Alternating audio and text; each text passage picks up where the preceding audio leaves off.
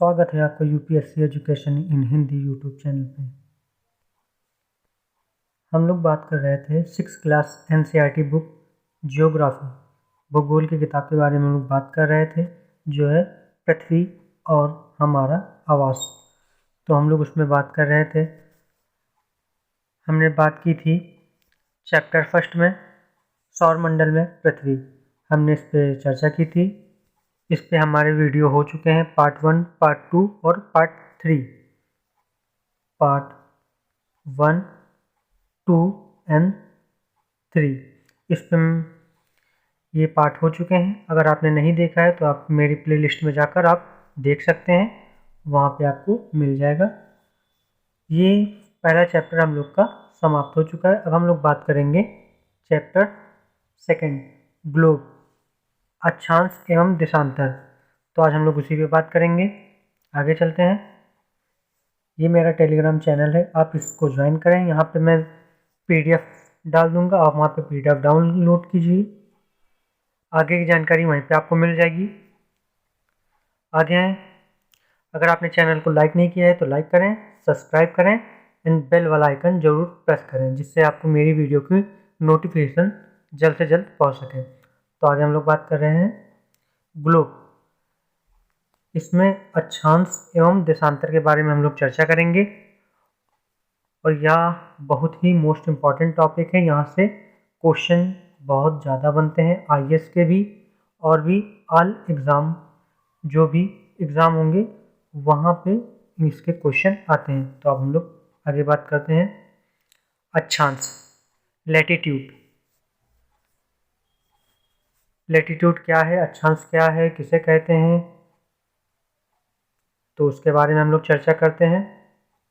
तो पृथ्वी तल पर किसी भी स्थान की पृथ्वी के केंद्र से कोणीय दूरी को अक्षांश कहते हैं।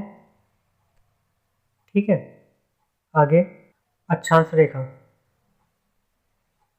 समान अक्षांश के स्थानों को मिलाकर खींची जाने वाली काल्पनिक रेखा को, जो पृथ्वी पर विषुवत रेखा के दोनों ओर समांतर रूप से ध्रुवों की ओर खींची जाती है, उसे ही अक्षांश रेखा कहते हैं।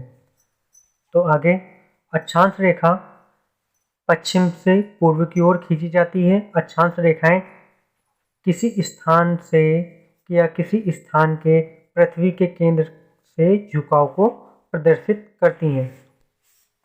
ठीक है, आगे हम लोग बात करेंगे विषुवत रेखा या भूमध्य रेखा, जिसे इक्वेटर भी कहते हैं। ठीक है, जैसे कि आप लोग ये देख सकते हैं, ये इक्वेटर है, भूमध्य रेखा। ठीक है, तो आगे हम लोग इसमें बात करते हैं विषुवत रेखा पृथ्वी को दो बराबर भागों में ये बांटती है। ठीक है, इसके दो बराबर भागों में जैसे ये बांटेगी तो ये हो जाएगा उत्तरी और ये हो जाएगा दक्षिणी। ठीक है, तो उसमें हम लोग देखते हैं ये दो बराबर भागों में बांटेगी, और ये जो रेखा होगी काल्पनिक रेखा, ये पश्चिम से पूर्व की ओर खींची जाने वाली काल्पनिक रेखा होगी। ठीक है, तो इधर हमारा हो जाएगा पूरब, इधर हो जाएगा हमारा पश्चिम। ठीक है, तो पश्चिम से पूर्व की ओर खींची जाने वाली जो रेखा होगी वही हमारी भूमध्य रेखा होगी या विषुवत रेखा होगी। ठीक है, और ये कितने अंश पर होती है, ये होती है 0 डिग्री पे, देखिए आप, तो ये इसे 0 अंश अक्षांश रेखा या भूमध्य रेखा भी कहते हैं। ठीक है, तो आगे हम लोग बात करते हैं विषुवत रेखा 0 डिग्री अक्षांश रेखा के उत्तर में स्थित पृथ्वी के आधे भाग को उत्तरी गोलार्ध तथा इसके दक्षिण भाग में स्थित भाग को दक्षिणी गोलार्ध के नाम से जाना जाता है। जैसे कि हमने पहले चर्चा की थी कि विषुवत रेखा है हमारी। ठीक है, ये हमारा है उत्तर का हिस्सा, तो ये उत्तरी गोलार्ध हो गया, और ये हमारा दक्षिण का हिस्सा है, तो ये हमारा दक्षिणी गोलार्ध हो गया। ठीक है, आगे ये देखिए 1 डिग्री के अंतराल पर विषुवत रेखा के उत्तर में 90 तथा दक्षिण में 90 अक्षांश रेखाएं होती हैं। ठीक है, ये जैसे रेखाएं गई हुई हैं, ये टोटल 90 अक्षांश रेखाएं ऊपर हैं और 90 अक्षांश रेखाएं ये आपकी दक्षिण भाग में है। तो 90-90 180 हो गया आपका। ठीक है, आगे हम लोग बात करते हैं। और एक आपका ये बीच वाला विषुवत रेखा, तो टोटल इसको मिलाकर हो गई आपके 180 प्लस 1 हो गया आपका 181। ठीक है, तो यह क्या कहते हैं आगे, इस प्रकार विषुवत रेखा सहित एक अंश के अंतराल पर कुल 181 अक्षांश होते हैं। जैसे कि हम लोगों ने बात की, 90 ऊपर हो गए, 90 नीचे हो गए, और एक ये अक्षांश बीच वाला, तो 90-90 180 और प्लस 1 181 हो गए।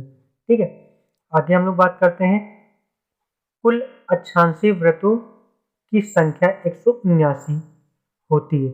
वो कैसे होती है, अब आगे हम लोग बात करते हैं 179 क्यों होती है। अभी तो हम लोग ने बात की थी 181 होती है। ठीक है, क्योंकि ध्रुव अक्षांशीय वृत्तों में शामिल नहीं होता, तो ध्रुव भी हम लोग इसमें काउंट कर रहे थे, 90 ऊपर 90 नीचे। ठीक है, जैसे कि अभी हम लोग बात कर रहे थे, ये 90 आपका, एक मिनट, ये 90 हम लोग ऊपर जा रहे थे और 90 ही नीचे हम लोग जा रहे थे, 90 ऊपर 90 नीचे, तो ये वाला भी हम लोग का काउंट हो रहा था, ये वाला 90 और ये वाला, तो ये जो ध्रुव होंगे वो काउंट नहीं होंगे, तो 2 माइनस कर देंगे हम इसमें, 181 में 2 माइनस हो गए, तो आपका क्या बचा, 179। ठीक है, आगे हम लोग बात करते हैं।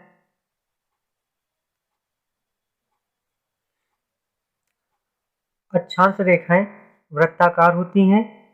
ठीक है, और ध्रुवों की ओर इनका आकार घटता रहता है। केवल विषुवत रेखा ही पृथ्वी को 2 बराबर भागों में बांटती है। जैसे कि ये आप देख रहे हैं कि यहाँ पे ये ज़्यादा लंबी लंबी रेखा है, लेकिन ये ध्रुवों की ओर जाने पर ये छोटी छोटी होती जा रही हैं। ठीक है,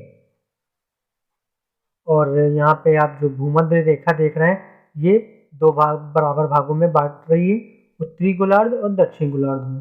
ठीक है, आज हम लोग बात करते हैं 0 डिग्री से ध्रुवों की ओर अक्षांश रेखाओं की लंबाई कम होती जाती है, जैसे कि हम लोग ने पीछे बात कर ली है। ठीक है, उत्तरी तथा दक्षिणी ध्रुवों पर अक्षांश रेखाएं केवल बिंदु के रूप में प्रतीत होती, जैसे कि आप देख रहे हैं, पीछे हम लोग नेक्स्ट जाते हैं, तो जैसे कि इस वाले में नहीं दिखेगा आपको, जैसे ये देखिए ऊपर केवल ये आपको एक बिंदु की तरह ही प्रतीत होगा कि यहाँ पे एक बिंदु है, लेकिन रेखाएं यहाँ पे इतनी छोटी हो जाती हैं कि आपको बिंदु ही प्राप्त होंगी यहाँ पे।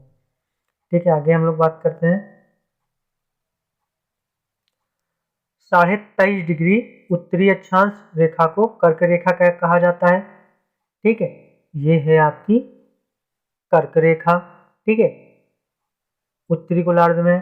ठीक है, और जबकि 23.5 डिग्री दक्षिणी गोलार्ध में जो रेखा होती है उसे मकर रेखा कहते हैं, या कि मकर रेखा हो गई है। तो 23.5 डिग्री ऊपर और 23.5 डिग्री नीचे, ऊपर वाली उत्तरी गोलार्ध को कहेंगे कर्क रेखा, और नीचे वाली रेखा को, दक्षिणी गोलार्ध की रेखा को कहेंगे मकर रेखा। ठीक है, तो आगे हम लोग बात करते हैं कटिबंध क्या होते हैं। जोन, 2 अक्षांश रेखाओं के मध्य के क्षेत्र को कटिबंध कहते हैं।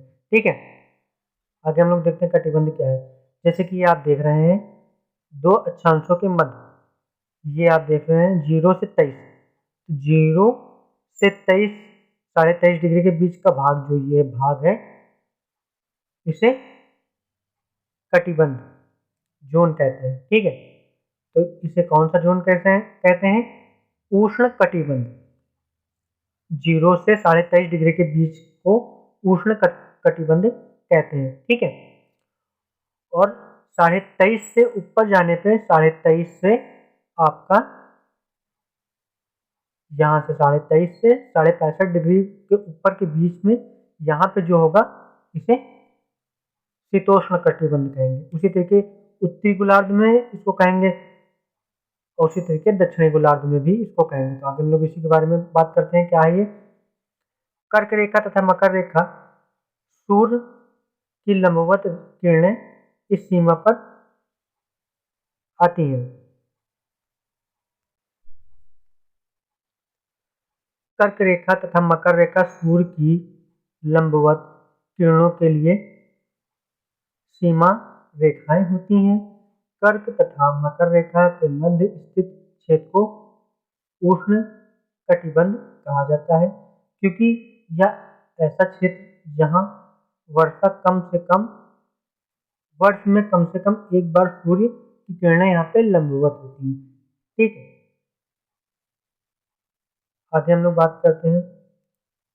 जैसे कि अभी हम लोग ने बात की थी किस अक्षांशों के बीच में कौन सा कटिबंध होगा, तो उसी के बारे में हम लोग ये देख रहे हैं। यहाँ पे देखिए आप 23.5 डिग्री से 65.5 डिग्री उत्तरी और दक्षिणी अक्षांश रेखाओं के मध्य स्थित भाग को शीतोष्ण कटिबंध कहते हैं। ये देखिए आप 23.5 ये आपका तो 65.5 इसके मध्य भाग को ये जो है हमारा इसी को कहेंगे। ठीक है, शीतोष्ण कटिबंध। 65.5 डिग्री से 90 डिग्री दक्षिणी व उत्तरी अक्षांश के मध्य रेखा जो खींची जाती है क्षेत्र को कहेंगे हम ध्रुवीय क्षेत्र। जैसे कि आप देख रहे हैं ये 65 और ये 90, इसके बीच ये होंगे, ये ध्रुवीय क्षेत्र होंगे। ठीक है, तो ये मेरा टेलीग्राम चैनल है, मैं PDF वहीं पर डाल दूंगा, आप वहीं पर डाउनलोड कर लीजिए। ये मेरा पार्ट 1 था। ठीक है, ये मेरा पार्ट 1 था चैप्टर 2 का। ठीक है, तो चैप्टर 2 का ये पार्ट 2 मैं नेक्स्ट वीडियो में लाऊंगा। ठीक है, तो अगर चैनल को लाइक नहीं किया है तो लाइक करें, सब्सक्राइब करें एंड बेल वाला आइकन जरूर प्रेस करें, जिससे आपको मेरी नेक्स्ट वीडियो जल्द से जल्द पहुंच पाए। ठीक है, इसी के साथ मैं वीडियो समाप्त करता हूं। धन्यवाद।